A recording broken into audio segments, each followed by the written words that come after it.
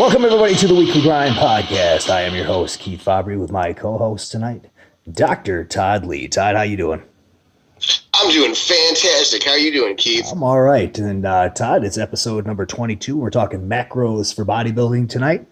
And with us, we have, first and foremost, making a return to the show.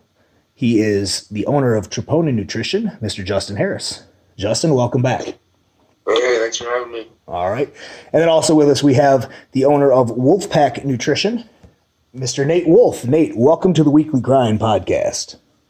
Thanks, guys. All right. And also, last but not least, another returner to the show, IFBB Pro, Jason Theopold. Jason, welcome back. Thanks for having me. All right, guys. Macros for bodybuilding, something all three of you know about. I picked that topic tonight. Decided you guys would be the three best ones to have on for all this, because you all kind of use macros for bodybuilding in probably in different ways. So we're going to talk about that and how we go about using it. First off, though, let's let you guys talk a little bit about yourselves in case somebody doesn't know who you are individually. So Justin, go ahead.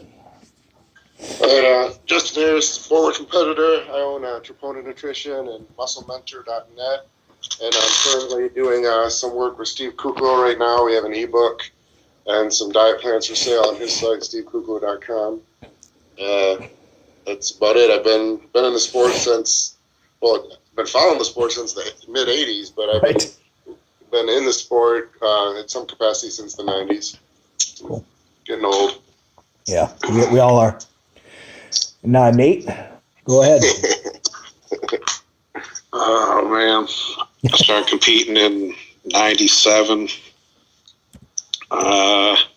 Actually worked for Justin from like 2005 to 2008 or 9. Yep. And our website isn't like a main thing for us, so it's just like a side gig. And my wife is IFBB Pro Natalie Wolf, and together we run that, and she handles a lot of the like monthly or normal type clients that don't actually compete. I usually do all the competitors. Right. Okay. And Jason? Jason Theobald. I own ScoobyPrep.com. I also own New Ethics Formulations Supplement Company. Yep. And I've been competing 15 years, been helping competitors as a legit business for 10. I do this full time and quit my law job to do it. And I got my FBB Pro card in 2016, winning the overall Masters Nationals in Classic Physique. Awesome, guys. All right. Well, guys, I'm glad I got all three of you on tonight. I think this is going to be a pretty good episode. It can help some people if they're using macros for bodybuilding, or if it's something that they want to use. Answer some questions that people have out there about the correct way to do it, because there's a lot of wrong ways done, and I think you guys are three of the poster childs for actually doing it properly. So let's start off with, first and foremost, guys. Let's talk about macros for bodybuilding, and let's talk about how we set up an off season, and I'll let each one of you guys go about that. Setting up an off season, how you go about figuring out the macros that you will use with some of your clients. So, Justin, why don't you go ahead and start? I've just been doing it so long. It's, after a few thousand clients, you just kind of, you almost just know. But I actually had spreadsheets with actual mathematical formulas based on what I would estimate their lean body mass to be. Okay. And it wasn't a straight linear scale. It would vary, because it's hard to do it just by pure weight, pure lean body mass, because everyone's got kind of a base lean body mass that is non-metabolic, their bones and things like that. And so as you grow, your body volume grows, to the third order, because it's spherical, it grows in volume, but your height and on your bones are more like second order, like area. So it's right. So you can't just set an exact number and just go pure linearly, because smaller guys will kind of, the shorter you get with a guy, it'll go off the linear scale, and the taller you get with a guy. Same with muscle mass. The heavier the higher levels of muscle mass, they start getting, their metabolism starts getting faster than the linear scale. So I kind of ditched that. years ago, but that's probably where all my original templates and ideas kind of came from. But I typically go in off season. It's moderate protein. I'm not a 500 gram protein per day guy. I prefer to keep protein at a pretty decent level, but more moderate, and then play with the fats and carbohydrates. And I always do carb cycling, even in the off season. Much more basic in the off season. It's not as kind of like violently carb cycling where you go extremely low and extremely high. It's more basically just on days you train, you have a certain carb amount, and depending on how large you are, you'll have 1 to 3, sometimes 4 days where you go just higher carb, higher calorie on your heavy training days. But that's about it. And then fat, I'm more of a low fat guy. I'll bring the fats a little higher when we go really low carbohydrate. But in general, I prefer to. I think I always say, I've said this many times. My 2-year-old just came in the room. It's fine.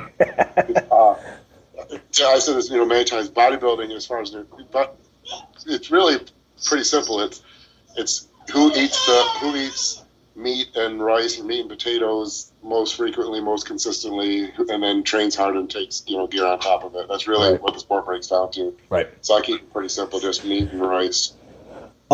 When you say moderate protein, what are you talking on value? Like 1 to 1.5, 1 to 1.25? I know you.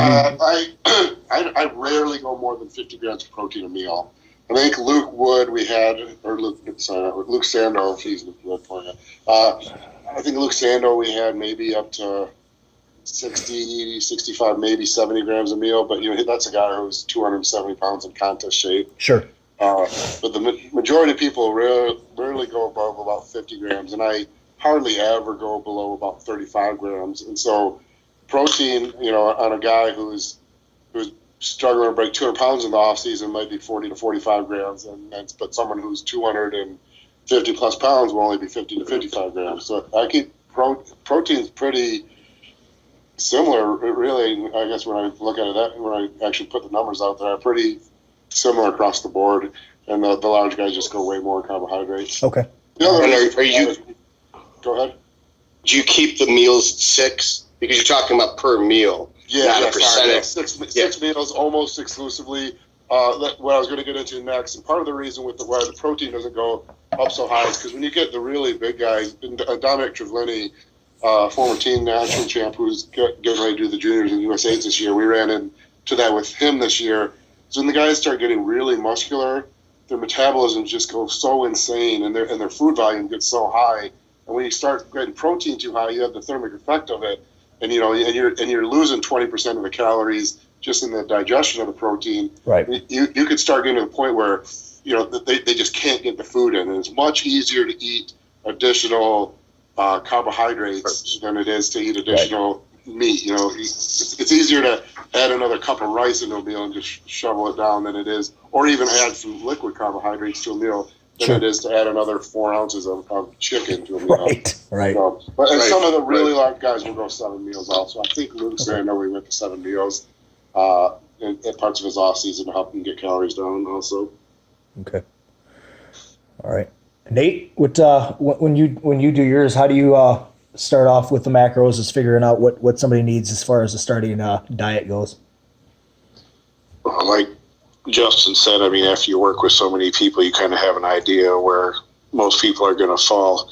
And then it's going to take you a few weeks to learn how somebody's adjusting to everything. Sure. But for the off season, you're not going to have somebody checking in every week and make changes to their diet. No.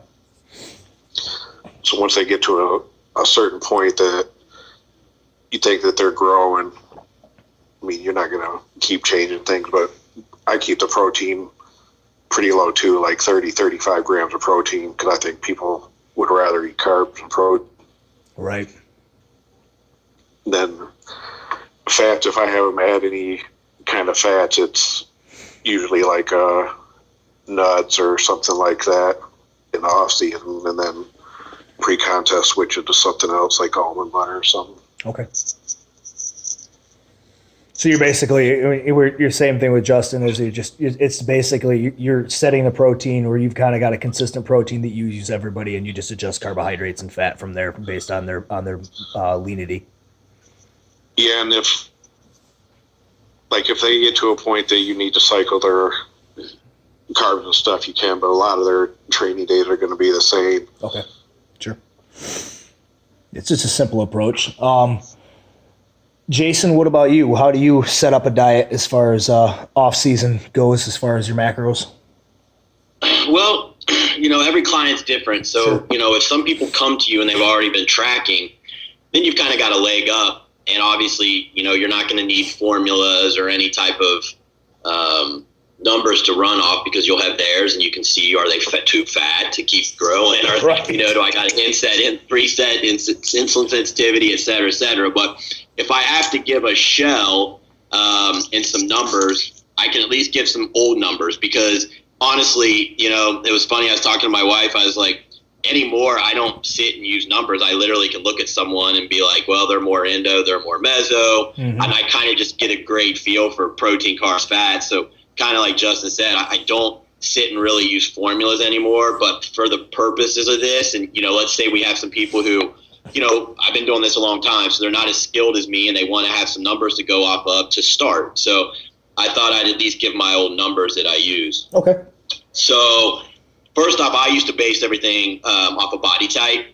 And so at least it gave me a starting point. So everyone's not a pure body type, but I'd say, okay, we got your endos, your mesos, and your ectos. And do you think your listeners know those? Do I need to give a quick breakdown? I mean, that would get pretty They know long. them.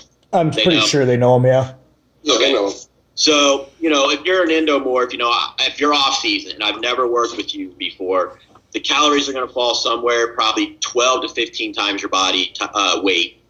Meso, 14 to 17 times. Ecto, 17 to 20. Okay. So, the ranges vary. And, I'm going to, if I feel like I have to be more, hesitant, then I'm going to start with 12 on an endo instead of 15. But those are ranges. So that would be times your body. Those are your calories that I would have you do. Sure. So then I'm going to talk about, the breakdown. Like, how would I break that down? Well, for an ecto, I would go about 30% protein, 50% carb, 20% fat. For a meso, usually 40, 40, 20. 40 carb, 40 pro, 20 fat. And then for the endo, I usually go heavy protein, 50%, 20% carb, 30% fat. And these are just percentages, but they'll get you in the ballpark for your body type and your body weight. I use a flexible dieting approach. So I don't believe in if it fits your macros and eating, all this bullshit processed food, because, I'm a big believer in, gut has to stay healthy. Sure. Inflammation has to stay low. You have to eat right. You have to sleep right. You have to shit right. All those things have to be going well to grow muscle. Right. So I'm a flexible dieter, but I want it to be healthy, nutritious food for our goal. But those are some numbers that people could sit down and use based on where they think their body type is. And there's a lot of variables, but at least that gives them a starting point for an off season. Yep. Good. All right. Now you kind of brought me to my next question there, Jason, with the flexible dieting and stuff, and the if it fits your macros and where people are at now, and they want to just eat all this garbage and Pop-Tarts, 3 times a day and everything else. I know, Justin, you use an approved foods list. Nate, you use an approved foods list as well, just like Justin does. Jason, you said you keep it clean. Is there an approved foods list that you use for your clients? Well, I do both. So my wife and I had a diet database built. It's kind of like Fit Day on steroids. It's for like physique people and all my clients, and other coaches use it too. Sure. But it's got anything in red is approved. It's got shit foods in it too, but anything in a red is approved, and then anything else they have to ask me if it's okay to use. Gotcha. So yes. Okay. Yeah, I do. Yep. What Justin and Nate, what you guys probably use pretty much the same list, I'm guessing, since Nate, you worked for Justin at one point. I'm guessing that's, you guys probably have a pretty close list. Or what's some of the stuff you guys have on your list? Just right off the top of your head. Mine's really pretty basic. And I let people add things or ask if they can add things. Sure. Mine's just, I haven't said this in a while, but what I always used to say is, if you can't pick it, kill it, throw it, you shouldn't be eating it. There's no Pop-Tart tree. If you can't go out in a field and hunt it, if you can't grow it in a field, right, or you can't pick tree, you shouldn't be eating. And that's pretty much, I mean, think of a food that fits those areas, and that's just on my list. So, it's meats basically for protein, meats and eggs, and that's really about it for protein, maybe protein powders. Carbohydrates are rice, potatoes. I mean, really, that's about it. I don't mind bread so much, especially in the off season. I think bread's harder pre-contest because it's a little more calorie dense and not as filling, I find. And then for fats, it's avocado, nuts, peanut butter, things like that. Okay. Nate, what about you? Yeah, basically protein is like chicken, extra lean turkey. Certain people can still use like extra lean ground beef. Okay. I usually cut the beef out for a lot of people. And then same thing like Justin, I tell them if there's something that they think they can have that's not on the list, ask me first. Ask first. Usually no. Right. And then you say, just so you can say no. Can I have peanut butter? No. No. So I had a, no, because you'll eat the whole girl, jar. Yeah. I had a girl using peanut butter one time for like weeks, which was okay, but she was using it as a carb source. That's why it's no. You're pretty. Oh, that's great. Okay. All right. So you I know, Justin and Nate, to some extent, you guys use carbohydrate cycling. Jason, do you use any kind of carb cycling, if necessary, in the off season with your macro programs? Yeah, I'll use it if it's necessary, but a lot of times I'll have a training day and a non-training day, and then give them a free meal. Okay. So that's gonna, so it's kind of, kind of the same thing. A low and a medium, but Okay. I like simplicity in the off season as much as I can for people. Okay. So basically, you guys, all three, have pretty much the same structure. As far as a basic program. Be a boring thing. No, it's not boring if the three best people all agree on everything. Right. No, here's the next thing though, is that I know, Justin, you do this for sure, and I learned it from you, and I use it with myself, and I use it with some of mine as well. Is that you structure your program out for their diet with the macros per meal? Yes. Yes. So, Nate, is that something you do as well? Yeah, when we were real busy, like when I was working for Justin, I mean, there was back in like 2007, it was really busy before the economy took a shit. Like I was making more through doing that than my regular job. Right. So I had made like an Excel spreadsheet, and it would calculate everything I put in there. Well, then people got so hung up on the calories when they'd be dieting for a show, if they were low, that I just took the calories thing off there and just put the amounts for every meal. Sure. Okay, so basically then they're looking at their meal. They look at meal one, and it's like 50 grams of protein, 50 grams of carbs, 0 fat, and they've got it. What do you guys do as far as like, maybe, because obviously it's not going to be fucking exact, and you'll never be exact anyway, because you can't exactly tell if that meat you had, it was exactly 50 grams of protein. But is there a plus or minus variance? Did you try to tell them to get within or get close to on each meal? Well, like for me, if I tell somebody to have 25 grams of carbs and a half a cup of oatmeal is 27, to me that's fine. Okay, so you're just rounding it off. Okay.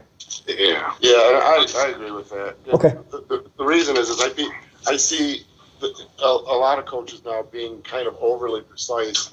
I think people don't realize how much variation there is in the foods. Each cup of oatmeal you get, unless you're leveling it with a knife, how much water it soaks in, how thick each kernel is. How for any meat you eat, they're approximately the same body fat, but every chicken has different levels of body fat. Every cow has different levels of body fat. True. One of them has different levels of glycogen. There's only maybe a gram or two carbohydrates in a pound, but that stuff adds up. So when you're trying to get down to the gram, what I always say is consistency is what matters. If you call a half a cup of oatmeal 25 grams, and you have a half a cup, because people, especially on a contest diet, eat the same foods at the same time every day. Right. So if you're eating a half a cup of oatmeal for breakfast every morning, whether it's 25, 27, 28, or whatever. Right. If we need to speed up progress, we just reduce that to a third of a cup. Reset amount, yeah. You know? Right. So as long as you're consistent, you know, getting within that set macro range, and so that's really what ends up happening. Is that, for me, anyways, I set up a macro diet, but people pretty much start eating, especially on a contest prep, the same foods each day. Yep. And so then you start really just adjusting the foods, you know. Sure. So that's kind of how I go. I'm a little different. I agree and disagree.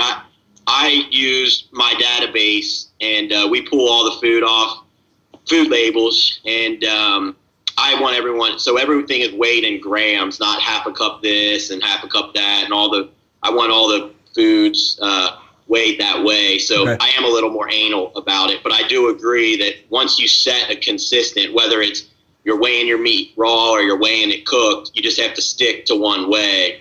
But I am a little more anal, and my spreadsheets kick it out to the exact. So if I want, 250 grams of protein eaten, I make them tinker with it till it's pretty damn close, and I do that with every meal plan. That's just me. I'm anal. I'm not a genetic freak, and so when I prep, I'm gonna give it, as precisely as I can be. So that's kind of what I ask of my clients too. But I've given them a tool to do that. Right.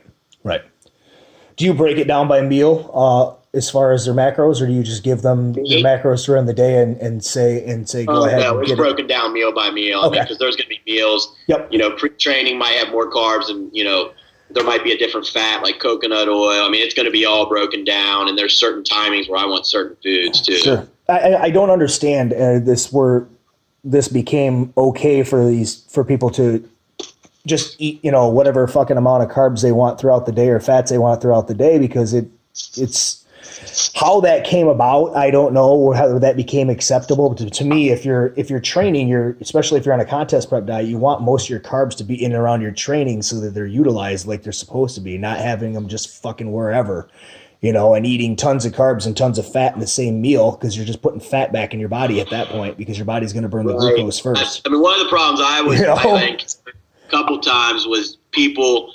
The reason I like my database is because it does allow meal to meal. Like my Fitness Pal, I was having people a couple times that were general nutritionists. They would, even though I laid it out, they would save up macros so they could have like these, 1,200 calorie meals at night. And I'm like, no. That's not how we're doing this. Yeah.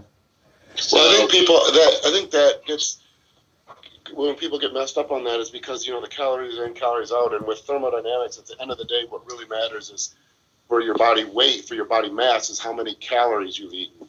The problem is people don't see the bigger picture and realize that your body is composed of different ways of storing those nutrients. So yes, a 250-pound mass will require a certain number of calories, but whether that 250-pound mass is 20% body fat or 2% body fat is going to dramatically differ how those, the way you distribute those calories. Right. Like we're talking with carbohydrates around the workout and stuff. People don't realize how few grams of protein can actually be converted to muscle in a given day. It's a handful of grams. It's not hundreds of grams, or even, it's barely dozens of grams, if that. And so if you times when you're most anabolic, like around the workout, if you can increase the rate of protein synthesis at those times and take advantage of it, that can be the difference between storing 2 grams of protein as muscle in a given day or storing 0 grams of protein. Right. And those 2 grams are what add up to to dozens of pounds over years and years. Right. It's a really thin line. It's not you're not throwing 100 grams of protein on your body every day. You're literally. I mean, I've talked about this a dozen times, but it's really at most 20, 25 grams a day. That's it. And that's if you're going to grow at the rate of like a big Rammy, where you're putting on 75 pounds of contest weight in 3 years. Right. So literally one human in history has ever created protein synthesis at that rate. So the rest of us, we're doing 1, 2, 3 grams of protein a day. That's it. That's all that's going to muscle. Right. The rest of us that are gaining, 5, 10 pounds of muscle a year. Right.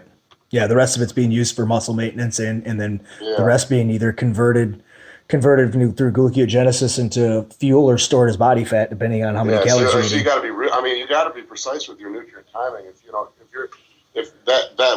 you're only converting 1 gram a day, it's most likely that that gram is around your workout. Right. So you want to make sure your nutrition is primed to take advantage of that. Right. Yeah. Yeah.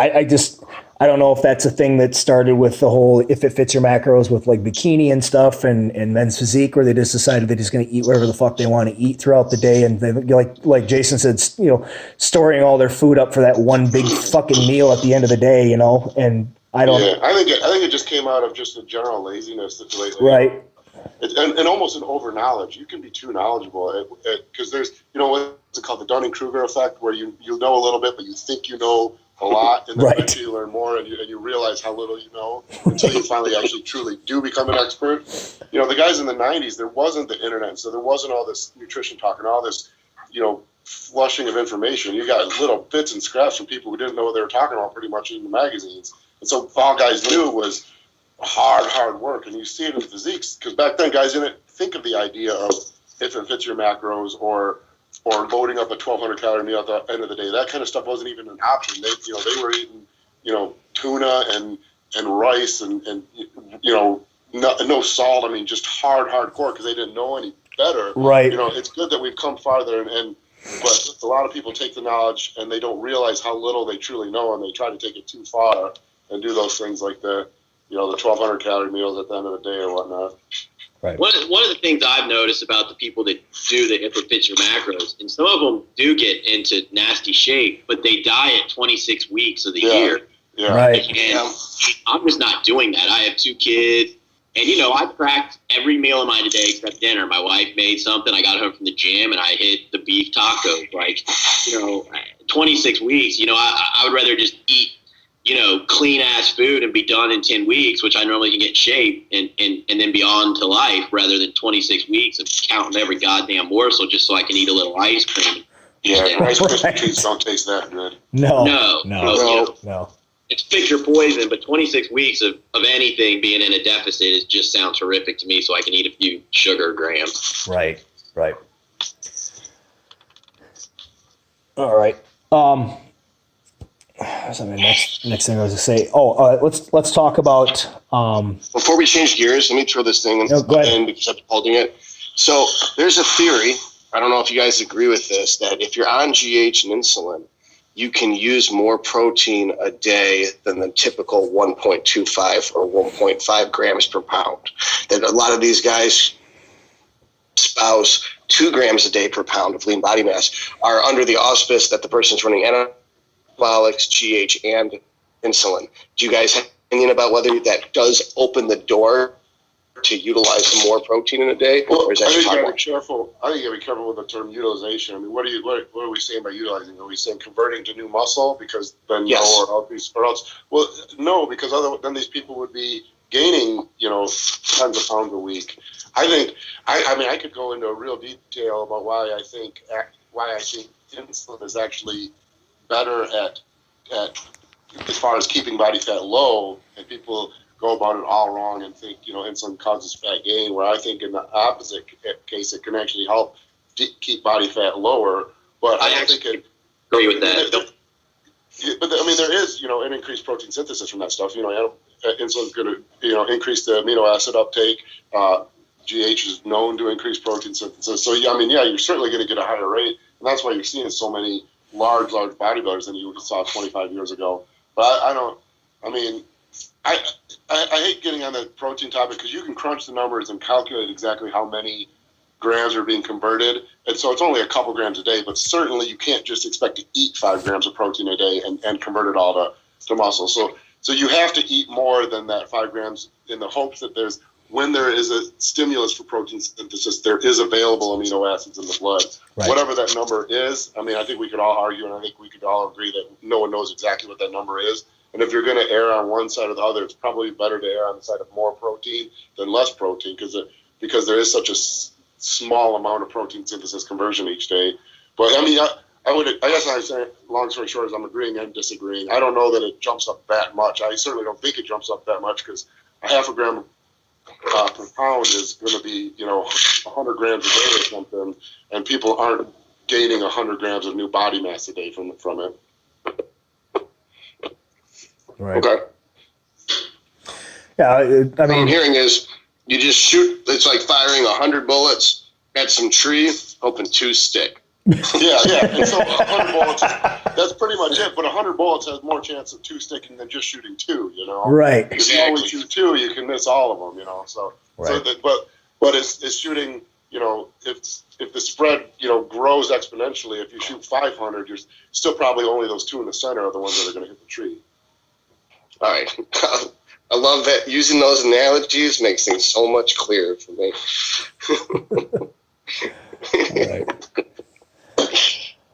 All right. Let's go with your macro diets and stuff, and some of the problems that you guys. I know we've touched on a few of them. Let's just go with some of the problems that you guys have each individually had with some of your clients as far as macro diets. What are some of the pitfalls that you find with them that you have to kind of pull them back in and explain how it really works? Go ahead, Justin. A couple things is you can't eyeball tablespoons of peanut butter. You will get it wrong every time. And for whatever reason, inevitably at some point in the prep, that tablespoon leveled off with a fork becomes a tablespoon, a heaping tablespoon, because pretty soon I just pulling the larger spoon out of my drawer and just shoveling down into the peanut butter. Right. The other thing I seem to run across the most is protein. People they get the protein wrong all the time, and I don't know if they've had it in their head that they believe they need some certain level of protein a day. So when I tell them 50 grams in a meal, and they see that it's only like 6 ounces of cooked chicken, right, and they panic and they think, oh God, I read so and so's eating 12 ounces a meal. I can't only eat 6, and so they eat 10 and just don't tell me. But that seems to be a common one, especially with the men bodybuilders. Right. And you find out eventually when you know they're not leaning out quick enough, and you keep reducing calories by reducing carbohydrates, and pretty soon you have them eating nothing but meat and vegetables, and you look at their diet and say, okay, you're at 1,600 calories a day. How are you not losing weight? And that's when they finally admit, well, I'm not sure if I'm dead on with the protein. You said 50 grams. That was only like 6 ounces. I've been eating 12 ounces a meal, and you find out they've been eating twice as many calories. You know, right. I don't know why, but that's really it. I mean, as long as they stick to the food list. I have a spreadsheet, also a macronutrient calculator for most of the foods. So you just go in and you write, you go to the chicken section and you put 50 grams, and it tells you exactly how many grams, how many ounces, how many cooked ounces to eat. So it's pretty cut and dry for that, as long as they stick to the food list. If they go off the food list and it's not on my macronutrient calculator, then there's room for error, I guess. But right. All right, Nate, what about you? Like I said about that girl that was using the peanut butter for a carb source. It's always peanut butter. It's always always. And this was back in like 2007. Right. But Nate doesn't mess around either. I've seen Nate's correspondence with clients. I'll try to be gentle with it. Nate pitches them on like meal one. They messed up on peanut butter on Thursday. They send in their check-in pics on Friday, and Nate's reply is always like, WTF. You know, he sees it from like minute one. So I made a food values list so that they knew approximately like 1 ounce of chicken is 7 grams of protein. So they don't have to try to look it up, because it's going to be pretty close for every brand if it's actual right boneless, skinless chicken breast. So I tell them, like, all this stuff is a cooked measurement, all this is a dry measurement, and then so that they don't try to, because some people will try to be like, well, the oatmeal has like 3 grams of protein, 1.5 grams of fat. So I tell them, the oatmeal is a carb source. That's all you count on it. Don't try to count the fat in it and the protein. Okay. So you're not worried about the trace protein or the trace fat that might be in something like that. You're just basically going off of what the carb source is, because that's what it's being utilized as a carb source.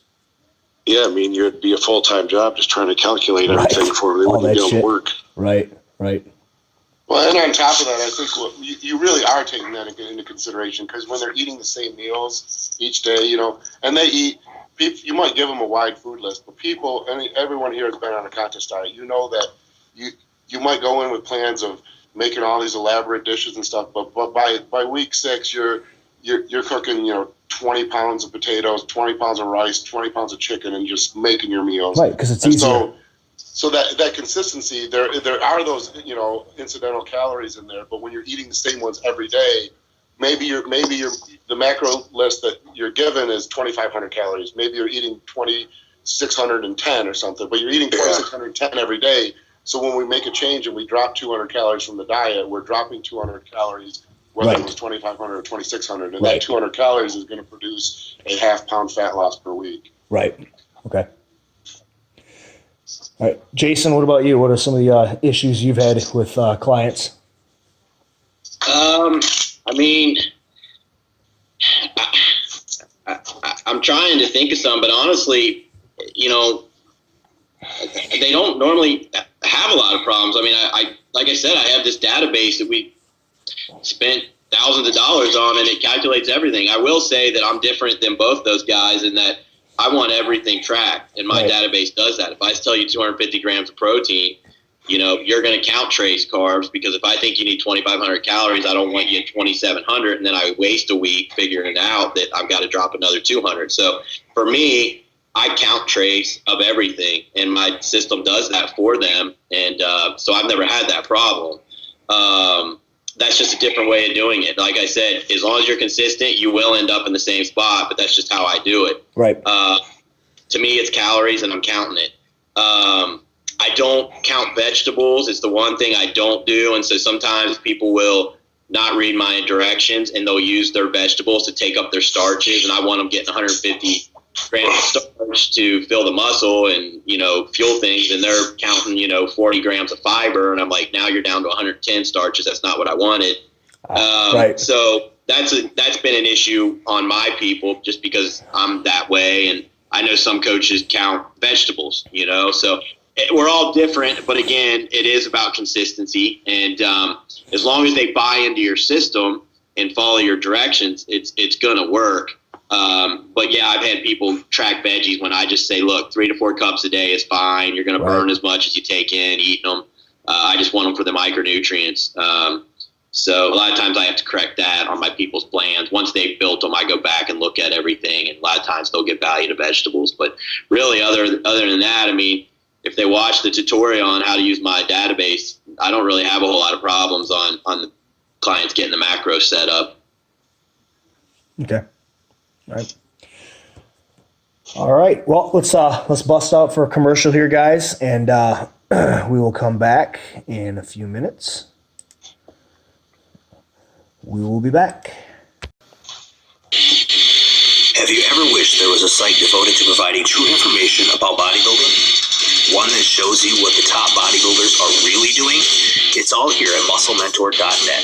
Nutrition, training, supplements, super supplements, contest prep, final week prep, and everything in between. There's training logs, diet logs, scientific articles, and hours of video footage covering every detail involved with building muscle and losing body fat. Brought to you by prep gurus Justin Harris and Brad Hall, all for only $9.99 a month. That's right, musclementor.net. Let's get free.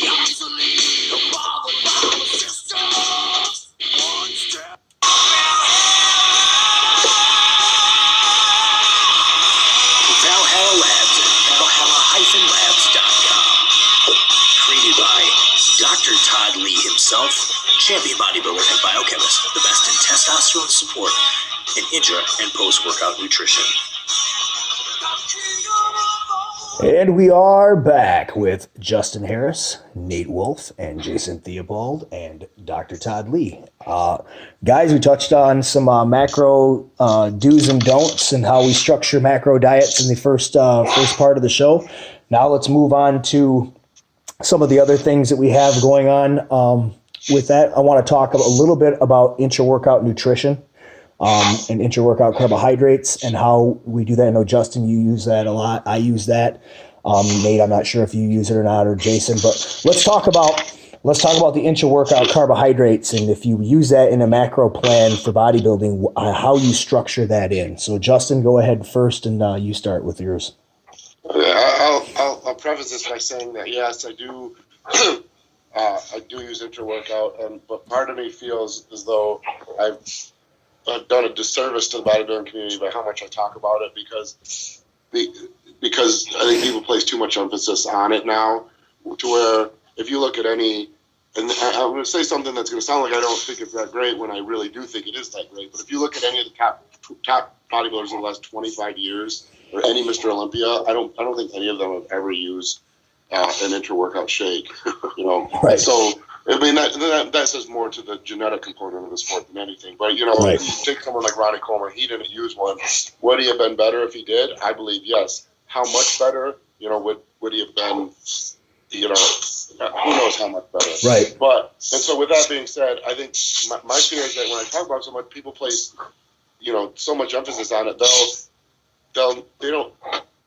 If you hit all your 6 meals perfectly, the intra-workout places a small benefit above all that. If you miss even one of the 6 meals, then like 100 intra-workout shakes probably aren't going to make up for it. That's how important just doing your base diet is.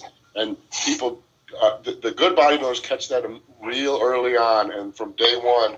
And I'll talk too much again here, but you can go back to some bodybuilders who were known to train lazily over the years, and people wonder, you know, how much the genetics were and how they could be so big. And I'll take someone like Paul Dillette. Any story I've ever heard about Paul Dillette was that he ate perfect always. No, I mean, I think partly because he didn't know any better, and someone told him that was important, and so you'd see him training, you know, not very hard, not very heavy, but every single workout he ate, 365 days a year, was a bodybuilder. Or every single meal he ate was a bodybuilding meal. And Chris Cormier was another one. He would take, you know, months off and kind of party and stuff during the year. But I hear all the time that even while he was doing that, he still ate all of his meals pre-weighed, pre-measured, and all the good bodybuilders do that.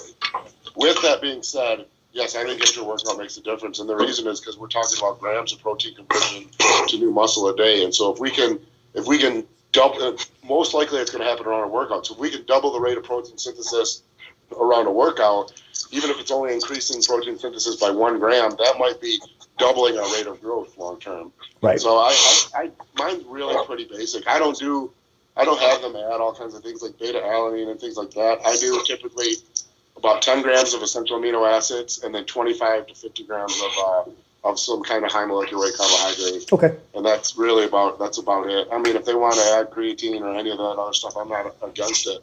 But I think 10 grams of essential amino acids is more than enough to make sure that all the any protein synthesis that occurs, there's enough amino acids available. And then 25 or 50 grams of carbohydrates is probably, unless you're really, really, really training hard, I don't think you're burning more than 50 grams of carbohydrates that are right in that hour-long workout time, especially when the meal before and after the workout is probably really high in carbohydrates also. Right. Okay. All right, Nate, do you what do you think about some people use insulin like Humalog before and after, and you know, obviously that it's useful for loading the carbs in, but how much do you think it protects against catabolism? Oh, it's huge. You know, huge. I mean, insulin's interesting. You know, it's a real basic hormone. It's a ligand binding. The receptor, it's all or nothing. It binds to the receptor, shuffles some proteins down around, and does its job. And basically, what its job is draw nutrients in. So it increases amino acid uptake. It increases glycogen storage. So it's doing the exact. You know, when you think of what catabolism is, it's breaking down. So it's pulling amino acids away from the cell. Insulin does the exact opposite. It promotes amino acid uptake into the cell. So, I mean, it directly fights against catabolism. And so, yeah, I mean, I think that, you know, I hate just openly promoting insulin use without giving a lot of caveats for dosing and things like that. But I think, yeah, definitely it's beneficial. I personally don't think the most effective way of using insulin is using it every workout and only at that time. I personally prefer to use it at specifically chosen days and multiple times during those days. I've had the most success with clients doing that rather than the kind of standard taking it with every workout and using that as the only dose. And I also don't get into the crazy multi-doses every day, long-acting insulin, things like that. I think you should stick to the shortest acting, most predictable insulin you can and precisely time the doses. Okay. Nate, what about you as far as intra-workout goes? think it was like 5 or 6 years ago when it started getting real popular. Like you always see the guys in the gym with the shaker cups and stuff, but then they're eating cheeseburgers at night, so it didn't really matter. That's true. I mean, like Justin said, everything has to be perfect, like consistent for that to even matter just a little bit. Right. But I still, if somebody's prepping for a show or they're following everything in the off season, I usually have them take maybe 25 grams of carbolin with 10 grams of essential amino acids. Okay. And a lot of guys still are stuck on branched chains, and that's fine. But yeah, I mean, I don't have them take put beta alanine in there, citrulline malate, all that other stuff, because they're usually taking a pre-workout too. that has a lot of that in it, right? Or it's supposed to have it in there. Yeah. Depending. All right. Jason, what about you? So I guess, what I try to do is I try to get a feel for a client and see how hard they really work in training, because, I have a wide clientele, and I don't know right off the bat when someone comes to me, even if they want to gain muscle, that they're going to be training hard enough to really need it. So a lot of times I don't add it right off the bat until I really get to know someone and how much effort I really think they're applying. Because I feel like, you have to be training with a certain amount of volume and effort for it to even be needed. Right. But I do believe it's helpful for those who are training at the effort that needs to be. And as I go along, I try to educate those clients on training harder. But right off the bat, I don't always start with it till I learn them. As for dieting with it, unless someone's really, really lean, maybe already pinching a 6 on their abs, and, we're dieting, starting 12, 14 weeks out, I don't always put it in to contest prep. I understand the philosophy of, training is to build, not to burn fat and blah, blah. But, I got a lot of clients who sit on their ass all day, and, sometimes I just want to get them, burning fat faster during their workouts. And so I don't always use it every contest prep. It's going to be on a client by client basis. Sure. When I do use it, it's 15 grams of EAA. I use carbolin usually, but I'm fine with cyclic dextrins. Again, about like Justin said, anywhere from 25 to 50. I don't have too many people over 50 grams of carbs. I do add some citrulline malate, some arginine if the supplement budget allows, and creatine to shuttle for extra pump. So again, it's a case-by-case basis for me. I think that the listeners need to be training at a certain amount of effort to use it. I think for contest prep, you should be starting at a certain lean body and have plenty of time if you're going to utilize it. I don't always use it for every client contest prep. But, once I get to learn a client, if it's something we didn't use the prior off season, even if it's a bikini client, I know she trains hard, the next year, and we know she's got to bring up some body parts, one of the first things I do is say, all right, we're going to use some intra-workout carbohydrates now. I'm going to teach you how to do it. So I do think it's beneficial. Sure. As well. You guys, when you do use it, do we put that into their plan as far as add that into their macronutrients for the day, or is it something that you just already have taken into account for and it doesn't get added to their macros and they don't need to worry about tracking it? I count those carbs. Okay. I don't count the EAA. That's just me. Okay.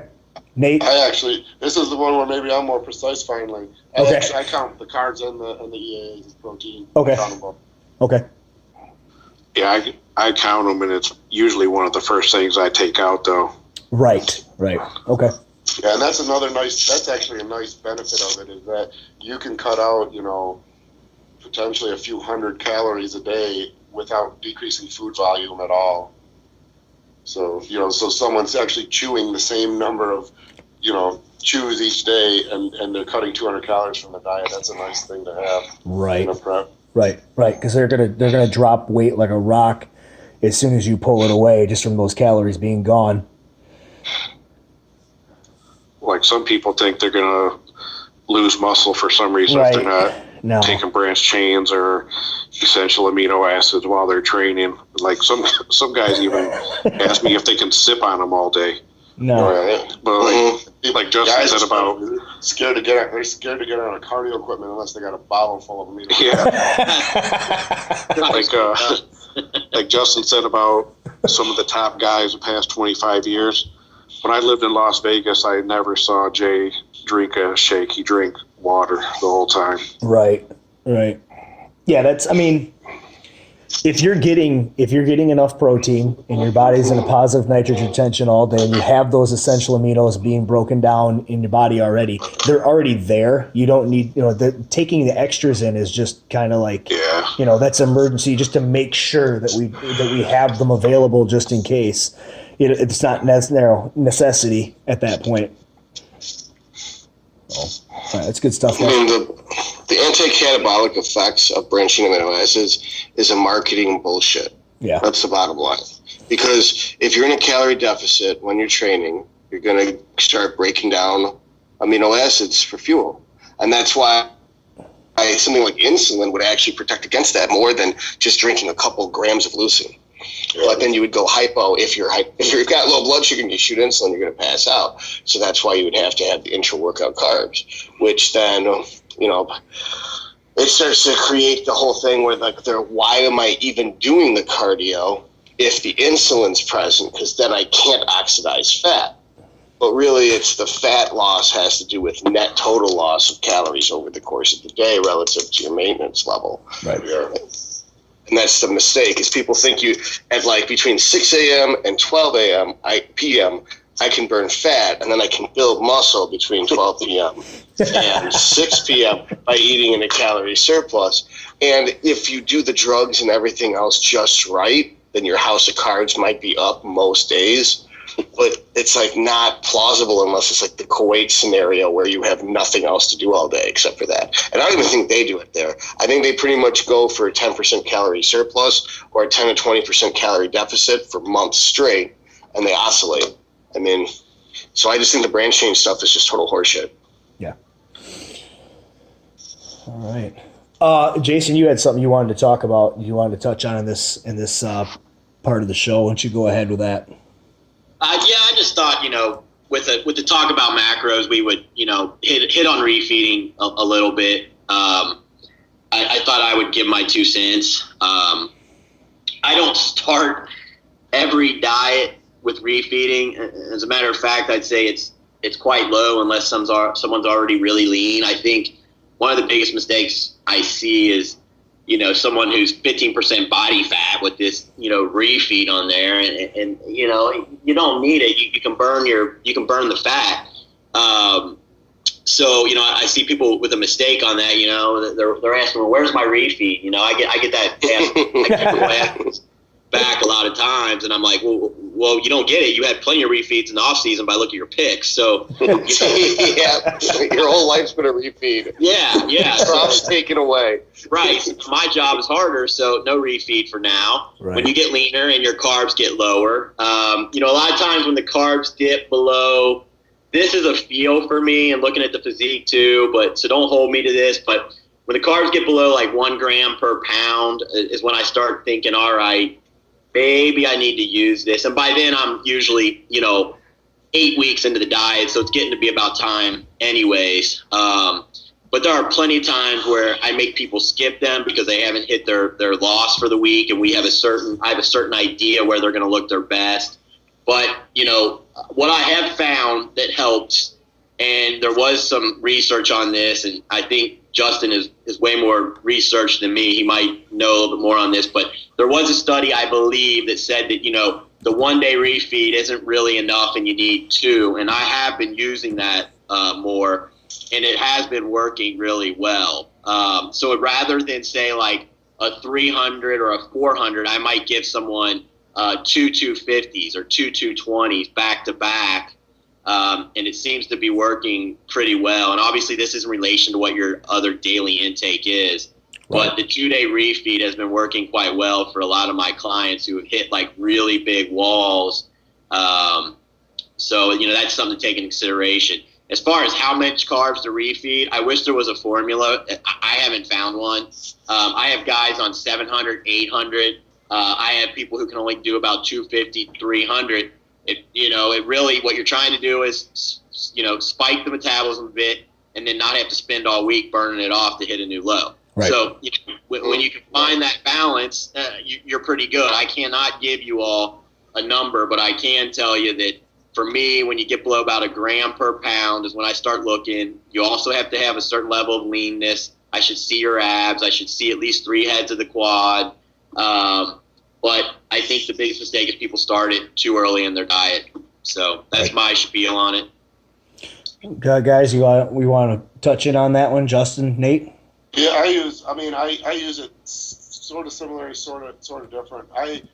I'm always considering everything kind of long term, and so each day is, on a diet is there's calorie deficit on their low carb days are supposed to be kind of extreme calorie deficit. Their medium carb days are whatever calorie deficit I think we need to reach to meet the rough fat loss goal we need for the week, depending on how many days they train, and then the high carb day or refeed type day is a hypercaloric day, but I try to gauge it within the range of, say a large male bodybuilder, a really large male bodybuilder might be able to store 1,000 grams of glycogen throughout his body. And so say over the course of the week, we get 500 grams depleted. So that means, and his normal metabolism might be 300 grams of carbohydrates. Say his medium day is 300 grams of carbohydrates or something like that. And we think he's 500 gram depleted. Then that would allow us to potentially eat, in a perfect world, eat 800 grams of carbohydrates. The 300 grams he would burn normally, and then the 500 grams to store to replace the lost glycogen he had. Now, there's so many more variables that come into play. One is people seem to respond wildly different to carbohydrate intake. Some people, you'll give a guy a high carb day, and he'll text you, 3 meals in and say he has to leave work because he's sweating through his clothes, and and so some guys start, get that calorie boost, and their metabolism just goes on fire. Right. So they're no longer just burning 300 grams of carbohydrates that day. They might be burning 500 grams. Right. And so you're not. But then other guys, it's not that way at all. Other guys, especially guys with typically poor metabolisms and poor genetically inclined body compositions for bodybuilding, they get no metabolic increase from the high carb day, and so basically every additional gram of carbohydrate you're eating over their basal metabolic rate is going right to stored glycogen, and you can quickly go too high and actually turn it from a refeed day where you're restoring lost glycogen to a day where you're storing fat. And so I typically include a refeed day of some sort, a higher carb day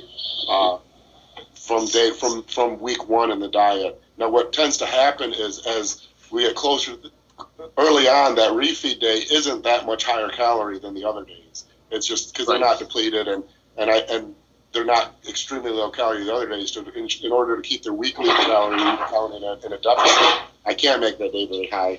But typically, as the low days get more restricted and the medium days get lower in carbs, the high days end up becoming higher in carbs. And so at some point in the prep, when they start getting really lean, it becomes a true refeed day where we'll take the calories really high. Right. Nate? A lot of the clients that I work with are previous clients anyway, so I know how they're typically going to respond to stuff. So for with Natalie, she likes to diet for a long time so that we can change stuff real slow. So I usually have her have one cheat meal a week. She'll start dieting at 26 weeks out though. Right. And then if somebody's already asking you about a cheat meal the first time you set them the diet, then you're probably in trouble. Right. Yeah. They will ask though. When's my first cheat meal? I haven't even given you a diet yet. What do you mean? When's your first cheat meal? You haven't fully digested your cheat meal from before starting the diet. Fuck. But it'll either be a really high carb day or just one cheat meal, post workout, and that's their last meal for the day. And most people are going to choose the cheat meal. Right. Okay. All right.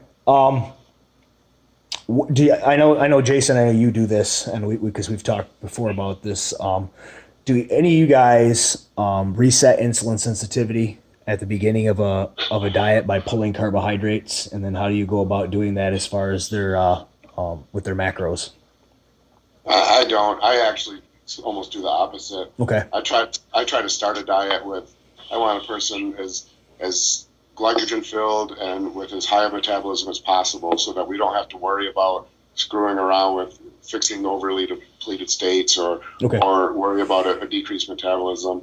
What I do use though is I use things to increase insulin sensitivity pretty heavily when dieting. I have just about everybody on either metformin or berberine, and sometimes both, especially the larger bodybuilders, and especially the bodybuilders who are using GH, right. and especially the bodybuilders who are using GH year round.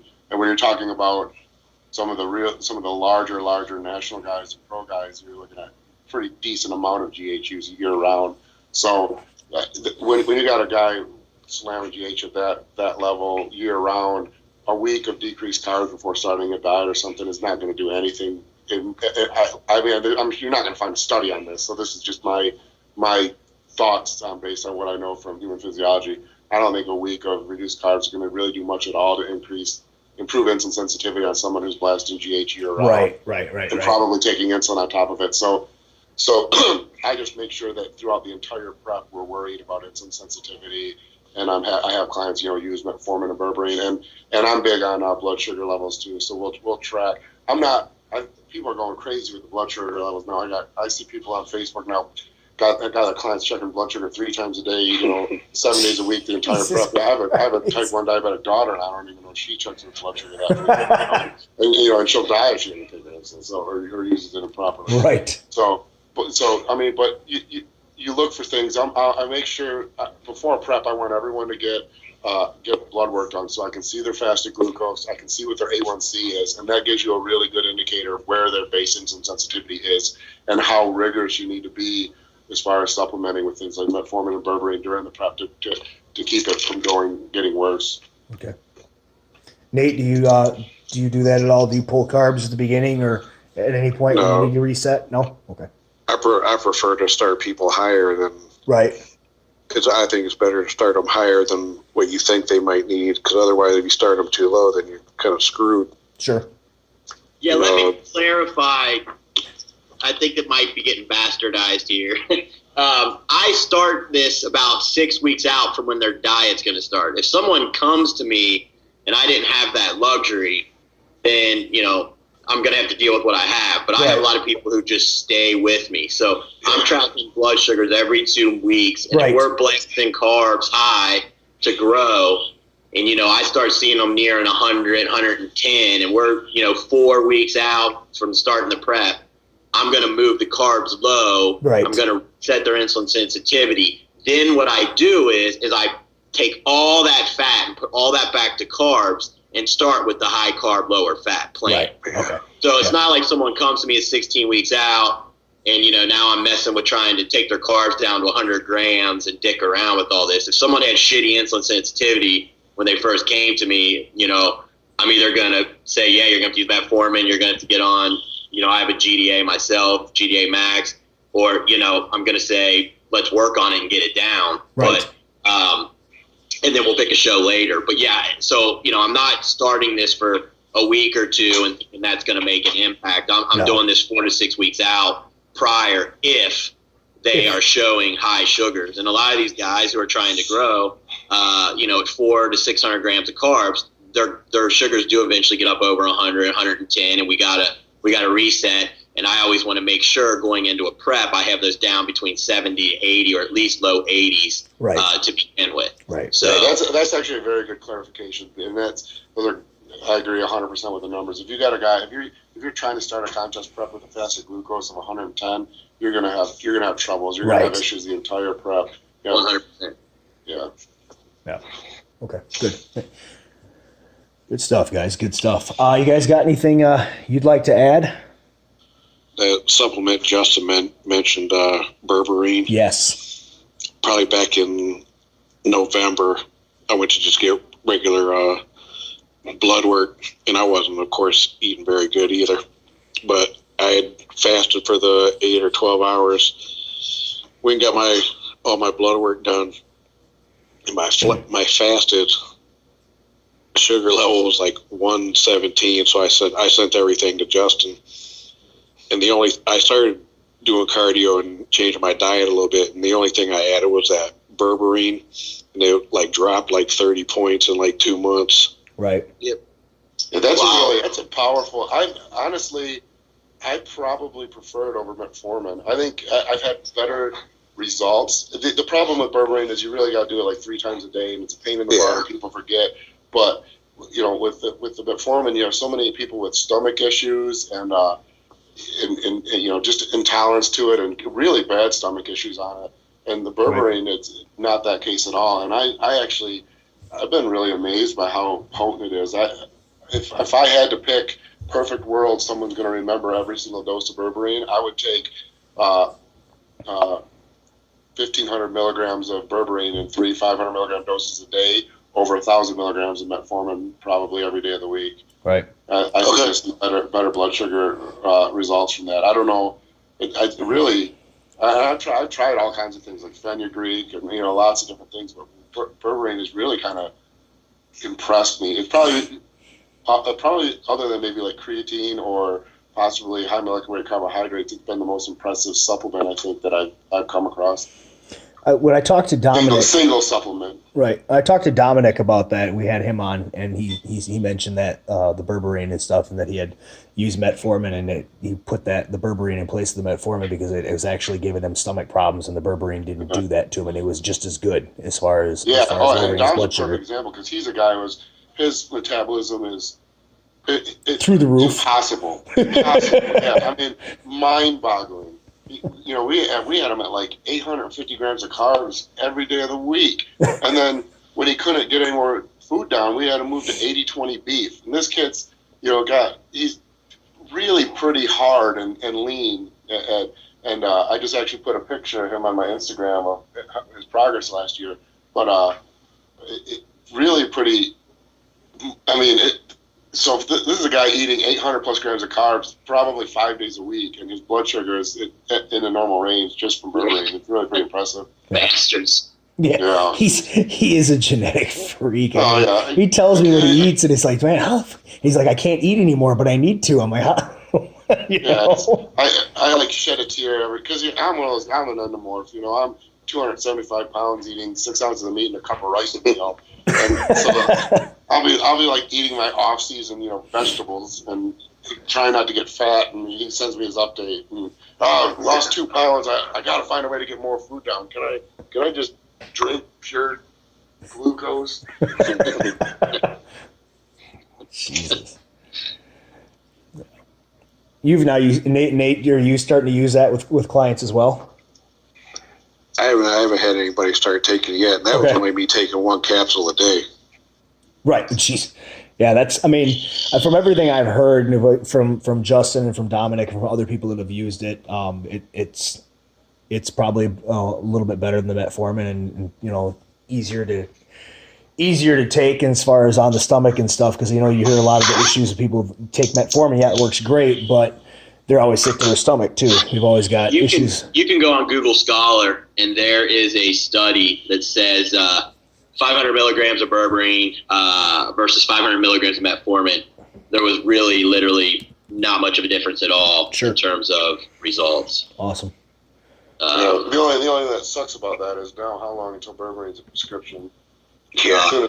It's in my GDA product. I hope not, because it's one of the driving forces in my products. So right. I'm a believer in it. It's also anti-inflammatory as hell, so it's just a good supplement all around to include. Right.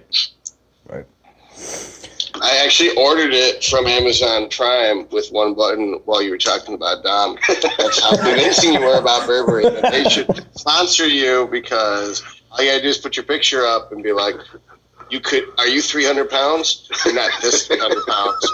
Use berberine, motherfucker. And then it'll sell like hotcakes. It's like better than prescription meds, and you don't shit your pants. Right. All right. Well, guys, you got anything else? What do you got? Anything else you want to talk about? No, I'm good. All right. Just talk. Cool.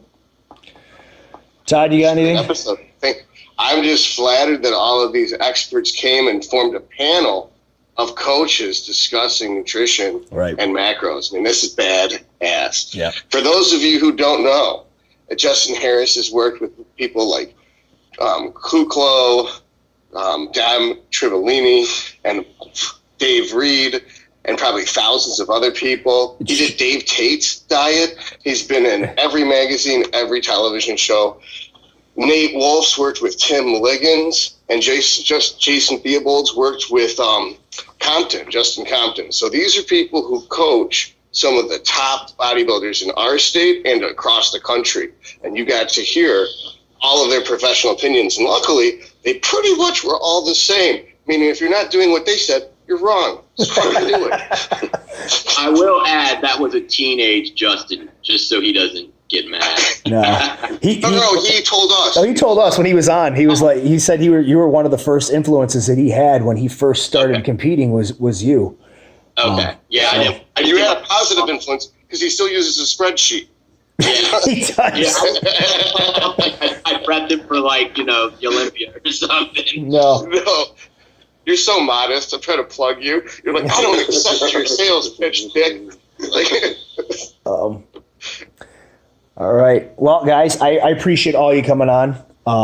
I think this was a pretty good episode. People who do macro dieting and stuff can understand that there's actually a structure to it. It's not just eat whatever the fuck you want, whenever you want, because, there's a difference, like you said, Justin, between being 250 pounds at 20% body fat and 250 pounds at 5% body fat. There's a big, huge difference. I mean, it's, for a bikini girl to sit there and do a macro diet where she pretty much eats whatever she wants and she only needs to be 15% on stage to look good, and a bodybuilder or a classic physique competitor who needs to be hard and they need to be shredded, it's a difference. You can't do things exactly the same way. Huge difference. So I appreciate you guys coming on. We're actually going to record with John Meadows, Todd, on Friday night for next week's show. We'll release it next week. We're going to do training for hypertrophy. We'll do that. And then some of the other shows we have coming up the following week is going to be Ashley Sneathen, IFBB Pro, who has gone from figure to women's physique this year. We're going to talk to her. And then I have next month we have Phil Viz coming on. We're going to do Anabolic U Part 3. We're going to talk about IGF-1, insulin, and growth hormone. My favorite. And then we're going to do, we have Charles the Tank Dixon coming on, IFBB Pro. He's coming on next month. So we should have got some good episodes coming up. And then we're going to have Derek Lunsford back on again in May.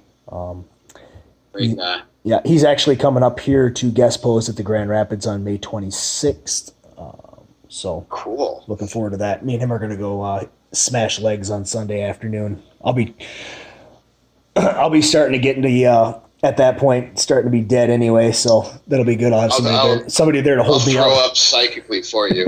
Somebody to hold me up at that point. Throwing up. Like, what's happening? Like, oh, fuck, that's right. Keith's training with Derek Lunsford.